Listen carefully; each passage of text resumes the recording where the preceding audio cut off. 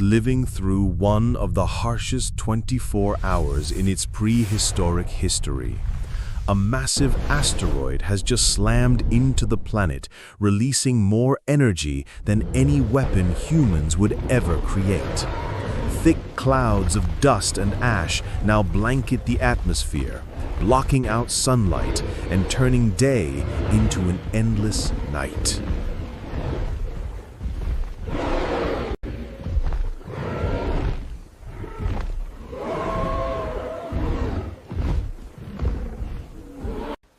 At the same time, giant tsunamis crash inland with unstoppable force, killing entire groups of dinosaurs and sweeping their bodies, along with forests and everything near the coast, far out into the open sea.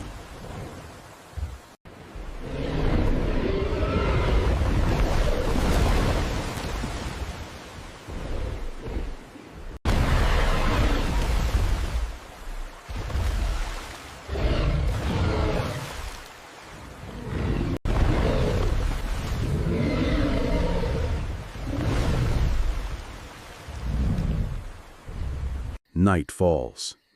For a moment, it feels like the worst is over, but it isn't. Volcanoes begin to awaken, one after another, erupting with violent force, ripping open the land and sending fire, ash, and molten rock high into the sky. The ground trembles. The air turns thick and heavy. Then come the explosions, louder, closer. From above, blazing fragments of rock begin to rain down, each one a flaming hammer from the sky. They crash into the earth with brutal force, setting forests ablaze and killing anything in their path. This isn't just a disaster, it's extinction, unfolding in real time. Then, the rain comes. For a brief moment, it feels like hope, like the earth might cool, like life might somehow endure. But it isn't salvation. It's acid rain, laced with toxic particles, falling hard across the land. Thunder cracks above as violent lightning tears through the sky. What seemed like mercy becomes another catastrophe, a second wave of destruction.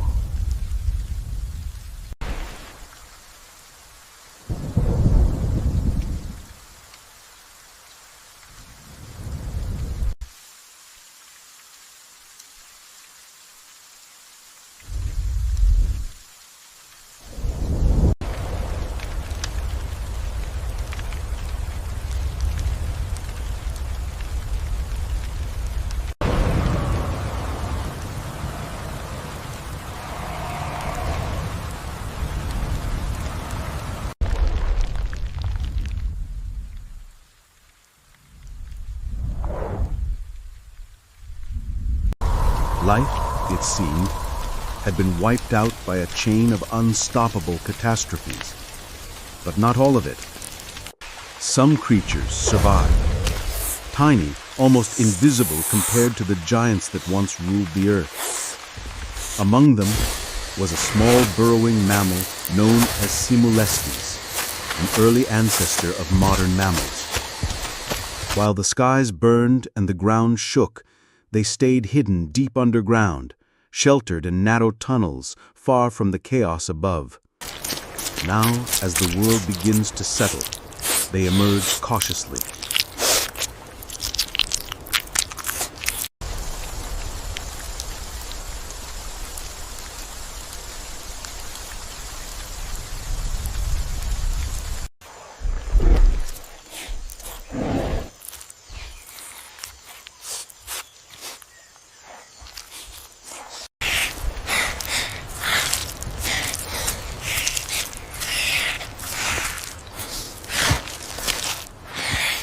They forage across the scorched land, collecting hard seeds and bringing them back to their burrows, back to the fragile, blind pups that have just opened their eyes in a new, broken world.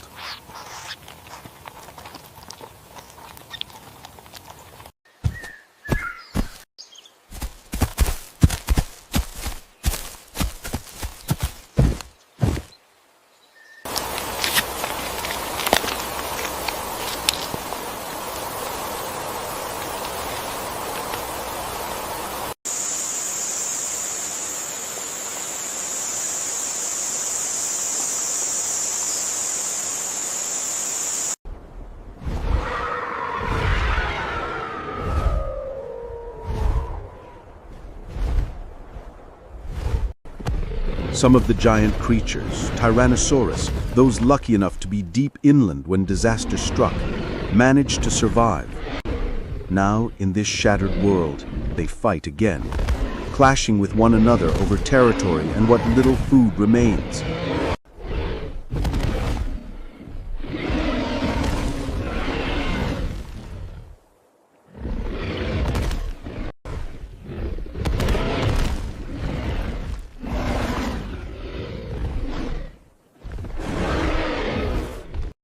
For the smaller dinosaurs, it's a different story. Scavengers by nature, they see the aftermath as a feast. The ground is littered with carcasses, and to them, it's the richest banquet they've ever known.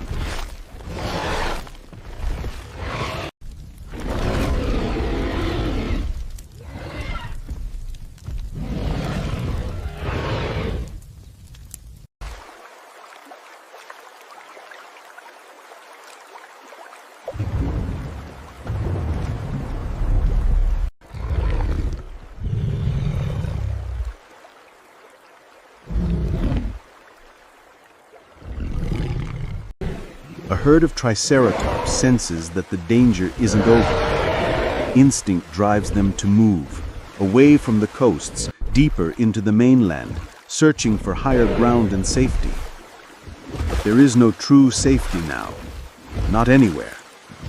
A sudden strike from a lurking prehistoric crocodile is enough to drag one of them to its death. The herd panics and scatters. But for the rest, there is still a chance, a fragile chance to keep moving and to survive a little longer in a world that no longer forgives weakness.